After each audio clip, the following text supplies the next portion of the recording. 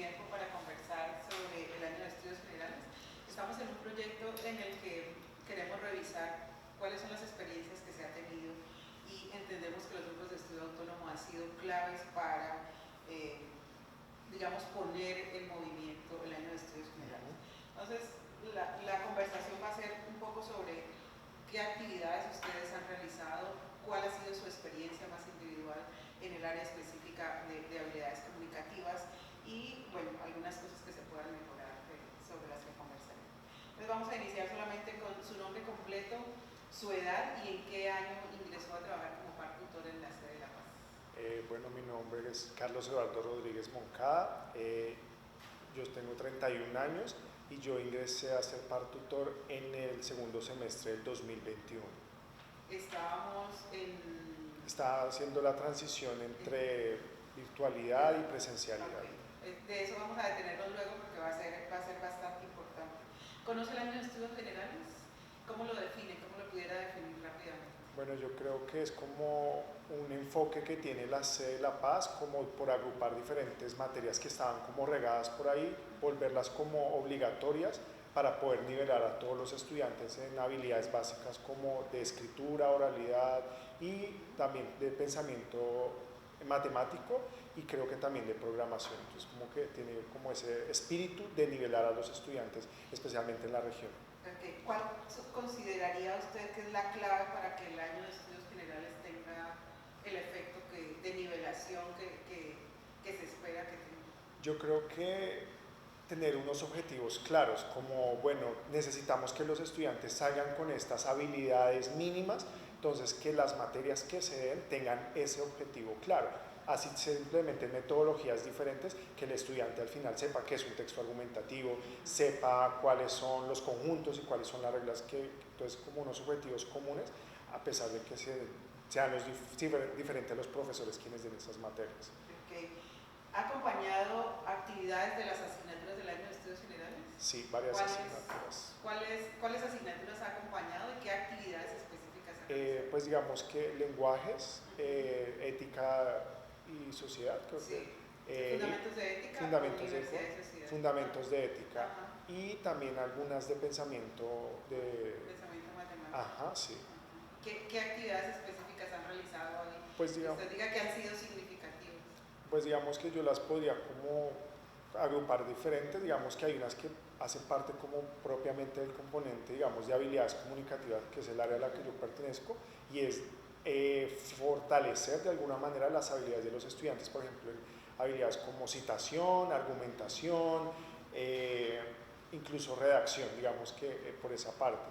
Hay otras que tienen más como un espíritu de reflexión, y es como por ejemplo cuando se trabajó alrededor de Álvaro Cepeda Zamudio, entonces acompañar esas clases alrededor, por ejemplo, de cómo es la narrativa, acompañar la clase para ver qué estaban haciendo los estudiantes y luego en tutoría fortalecer, digamos, el desarrollo de los productos finales que iban a desarrollar en la materia. Y para pensamiento matemático, digamos que con la profe de Yerlin se han hecho como diferentes actividades como cineforos, actividades como de redacción, entonces digamos que no solo como corresponde a lo básicamente de redacción, sino también como de otras formas integrales como la reflexión, el pensamiento, como desarrollo de ese tipo de habilidades. Maravilloso. ¿Qué piensa de ese tema de incluir las matemáticas como un lenguaje? Yo creo que es importante, creo que algo que decía la profesora Marcela en alguna oportunidad, y es que también es un lenguaje como tal, debemos aprenderlo. Entonces creo que pasa incluso por la lectura y saber leer ese lenguaje para poder expresarlo. Creo que lo hablo como desde mi perspectiva, y para mí fue difícil porque no lo entendía así, sino como algo muy abstracto que no podía como procesar. Cuando se ve como un lenguaje, creo que se facilita para los estudiantes verlo así, tratar de expresarlo luego como un lenguaje que se aprende y pueden después comunicarse. ¿Y los estudiantes lo entienden? ¿Hay dificultad de que los estudiantes entiendan la matemática como lenguaje o la programación como lenguaje? Yo creo que sí es difícil por la formación con la que vienen, como esto es diferente, las matemáticas son duras, acá esto es diferente no sé, a lo escrito. Pero creo que vienen con una apertura, yo por lo menos digamos que yo no soy tutor de matemáticas, pero por ejemplo ellos venían a hacer trabajos de conjuntos y lógica. Entonces cuando pueden verlo como un lenguaje, creo que se les facilita expresar o comprender lo que se quiere que comprendan desde esas materias, por ejemplo. Entonces creo que es importante. Maravilloso. ¿Cómo se preparan estas actividades que hacen los GEA para atender, digamos, tareas específicas de los estudiantes? Digamos que para mí siempre hay como un conducto regular, o lo quiero ver así. Primero el líder de pedagogía se contacta con el profesor, o el profesor se contacta con el líder de pedagogía, diciendo tengo esta clase, tengo esta necesidad particular y me gustaría pedir como una articulación. Entonces el líder de pedagogía se contacta con, digamos, el área de habilidades comunicativas en este caso y nos dice, está este taller, ¿quién lo quiere dictar? Y dependiendo un poco de las, por ejemplo, me va mejor en tal actividad, ese tutor se encarga de liderar el taller, y para eso entonces se procede con un proceso de planeación. Entonces dependiendo de lo que requiere el profesor y el tiempo que se tiene para eso, entonces se hace una planeación escrita de cuánto va a durar, cuál es el objetivo del taller, cuál es la metodología y qué materiales necesito para desarrollar ese taller. ¿Y después de realizado? Es algo que yo no hacía, pero que este semestre se implementó, es hacer unas conclusiones como finales del espacio, como para escribir en ese mismo formato de planeación cuáles fueron como los elementos más destacables de ese proceso. Creo que algo que se queda por fuera y como que no se hace es retroalimentar eso después, es decir, el profesor se acerca a uno y debería decirle como, bueno, mire, siento que los estudiantes sí fortalecieron o faltó esto, o los estudiantes me expresaron que faltó tal cosa, para que eso pudiera a posteriores talleres mejorar la aplicación de los mismos. La realización de ciertas actividades ha tenido mucho impacto. ¿Cuáles cree usted que son las que más han impactado? Las que por lo menos los estudiantes se acercan más y recuerdan o quieren repetir.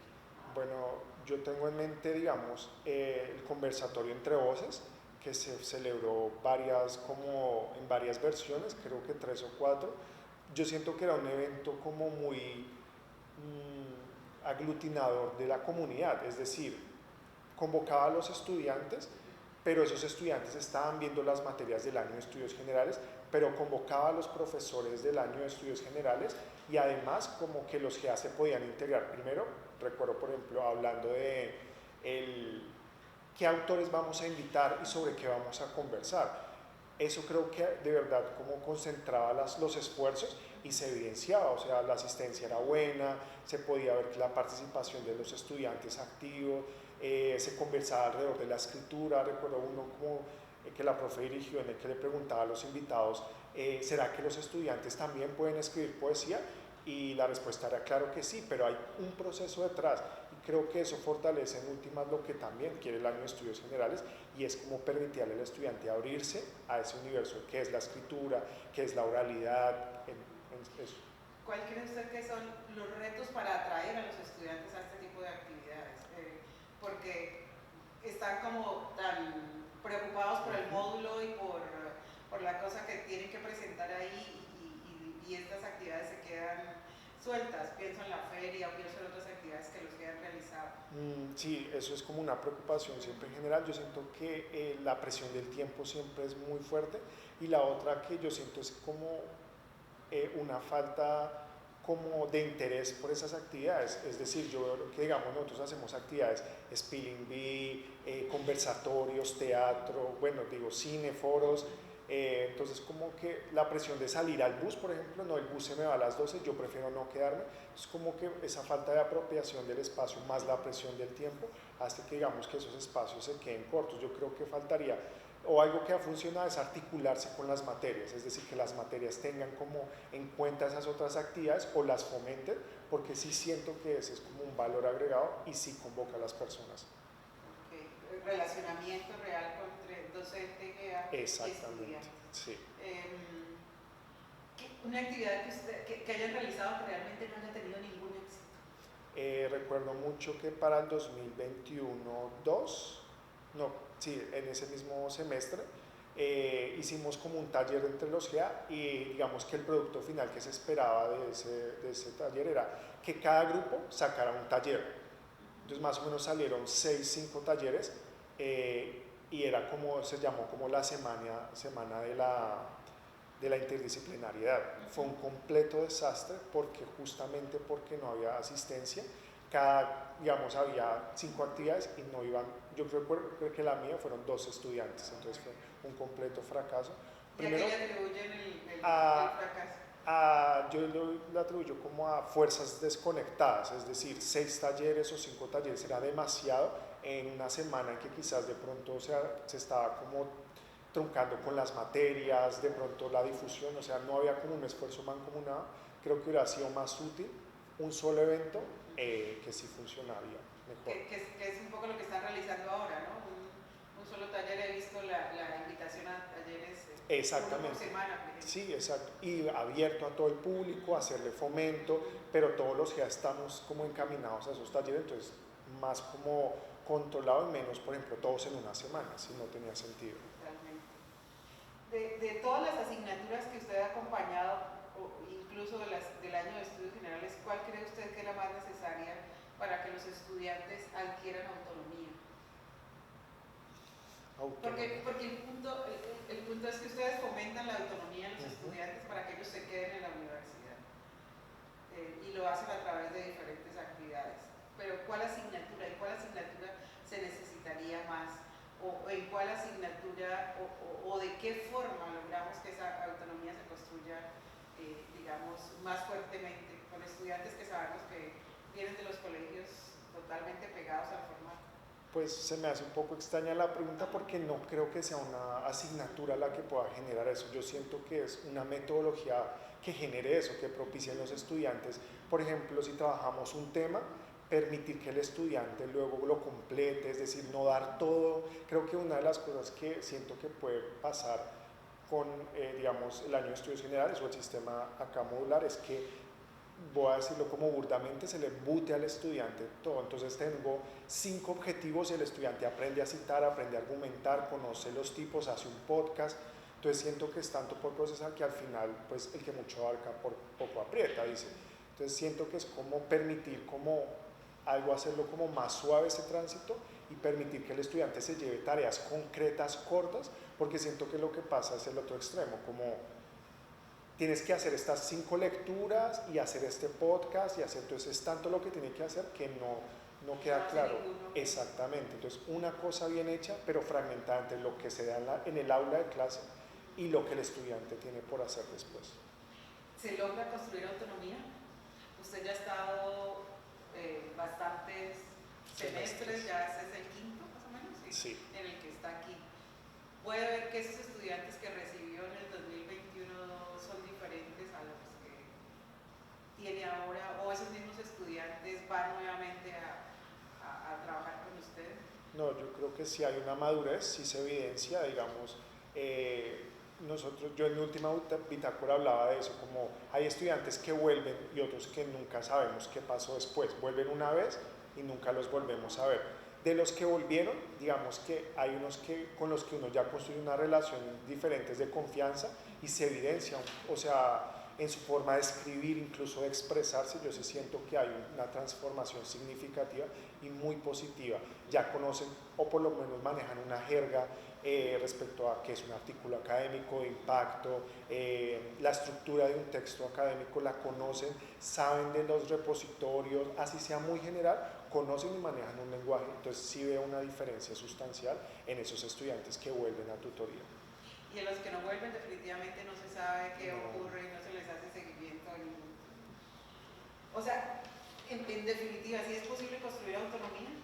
Yo creo que sí es posible y sí se logra, como lo he evidenciado con algunos estudiantes que, por ejemplo, asisten a una tutoría para un tema y tiempo después, incluso un semestre después, vuelven y ya eso lo pueden hacer por su cuenta y de forma autónoma. Entonces sí creo que se puede construir, pero es un esfuerzo que hay que hacer entre lo que se hace, es decir, y lo que también se les pide para que no sea una carga, para que no se vuelva como una tareitis, una proyectitis, sino como de verdad un trabajo consciente porque la autonomía yo creo que se construye de forma consciente.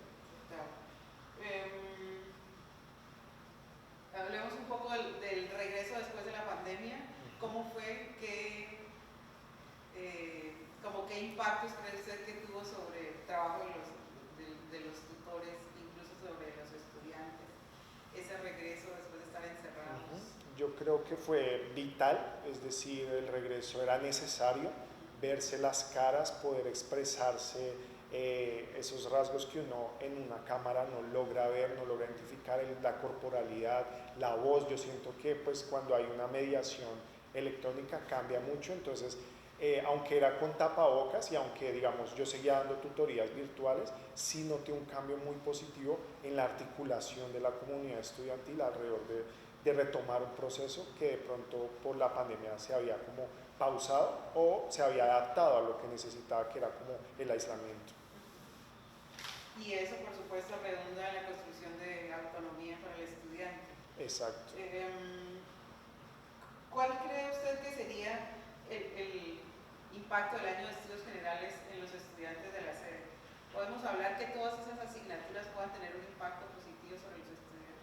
Sí, yo creo que ese impacto es de alguna forma como mostrarles de forma inicial cómo es ese proceso académico en la universidad, cómo se escribe, qué lenguajes se empiezan a hablar, cuáles son las necesidades básicas que uno debe tener y que debería aprender en la universidad, y siento que el año de estudios generales propicia y genera esa nivelación inicial que se requiere para luego el desarrollo disciplinar de los estudiantes. ¿Podemos esperar algo más que eso, que esa nivelación?